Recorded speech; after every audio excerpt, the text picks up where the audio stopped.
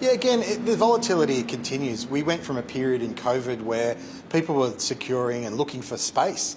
We saw the largest gap between house and apartment prices that we've ever seen. And that has started to retract and come back over the course of the last 6 months, particularly as people are looking for different things at the moment.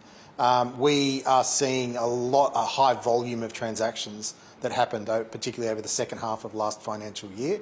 And that has continued into the first 6 weeks of the next financial year. Our listing volumes are up, transaction volumes are up, although we are looking at a tempering of the overall heat in the market. Prices have started to decline. Listing activity, whilst up, has started to temper as well. And so we are looking at sort of a return to more seasonal patterns and more average listing volumes and market activity over the course of the next 12 months. I note that in your results today, the listings are trending toward for sale rather than auction. Is that a trend you expect to continue? Yeah, we saw auctions really peak in the heat of the market at sort of north of 30% of total market transactions. They do come off as the heat and intensity of the market starts to decline. What we would say is, irrespective of the condition of the market and the balance of supply and demand, auction outcomes are far superior for vendors in terms of time on market, in terms of price, in terms of end outcomes. We've seen another aggressive rate rise from the RBNZ in New Zealand today, and of course we've had 4 rate rises in Australia so far.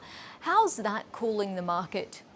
You know, New Zealand, which is far ahead of us in the sort of rate rise curve, has seen a slowdown in listing volumes and has seen a slowdown in pricing and price declines particularly. You know, again, it is tempering some extraordinary growth that happened over prior years. So we're not moving into sort of what I call bear territory by any stage. We're sort of moving back towards, you know, average market conditions where there is a really good balance between demand and supply. Agents and vendors and then buyers are sort of having to meet in the middle, are having to have logical discussions and rational discussions, rather than, you know, a situation that we saw last year where there was a lack of supply and a really strong demand curve where, you know, particularly driven by FOMO, where buyers were really sort of driving prices higher, chasing acquisitions in an environment where there was a lack of stock. We're starting to see that balance out. So no more FOMO. Does that mean listings are lasting longer, and are you expecting a decline in listings? We are expecting a decline in listings, of a small decline of sort of mid to low single digits over the next year, but on a gross basis that means that we're expecting in FY23 to be an average listing turnover market, down from an extraordinarily high listing turnover market in FY22. So overall prices will decline. We expect that. You know, there's a range of market predictions between sort of 10% and 20% price decline peak to trough. Again, that is offsetting increases of, you know, close to 30% in Sydney, for example. Well, you mentioned that range of house price forecasts, and yesterday ANZ came out with an 18% price fall prediction from peak to trough. Your competitor on the show, Owen Wilson, said house prices would fall 10% over the next 12 months. Can you put a figure on it? What's your expectation? We probably sit somewhere in between. We think the decline in our forecasting sort of will have that decline in somewhere in the 10 to 15% range. Again, one of the real complexities with this is there is no one single market. You know, every property has individual buyers who are looking after that. You have micro markets and at a suburb level, at a street level. So we're seeing markets across the country where there is still a complete lack of supply and very strong demand that's seeing prices, you know, continue to increase. And we're seeing markets where supply has sort of increased enormously and that demand has dried up. A great example of that trend is over the last 6 months, we have seen an increase in sort of demand for apartments, for example, over houses. And apartment pricing has outperformed housing. Now that is just reducing what a year ago was the largest gap between house and apartment pricing that we've ever seen. So sort of following the trend of investors coming back into the market and perhaps owner-occupiers not so enthusiastic. Yeah, and it really is a balance. You know, the property market is always working through a cycle. When one segment sort of steps out of the market for a period of time, another segment steps in.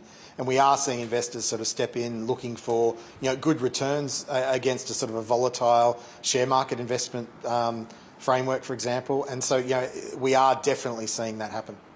What's your view on interest rate rises? How high do you think the RBA will push them here in Australia?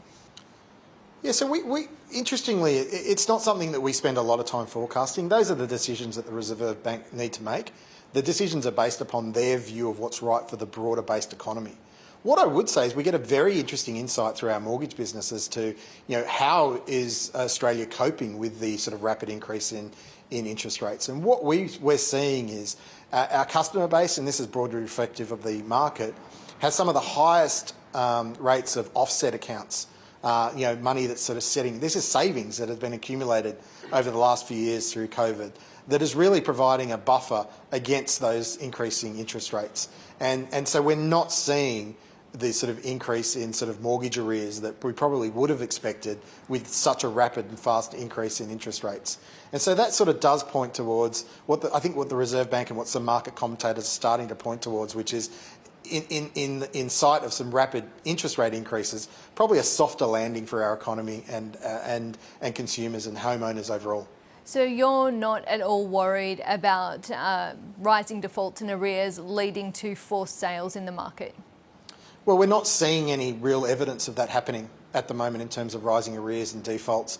One of the interesting quirks is, where defaults happen and properties need to be taken to market, we will benefit from that from our listings business, but our mortgage business will be there to sort of help people through that process. And we're in our mortgage business, which is really an incredibly important part of our business, we're not seeing any signs of material sort of changes to affordability or arrears, for example.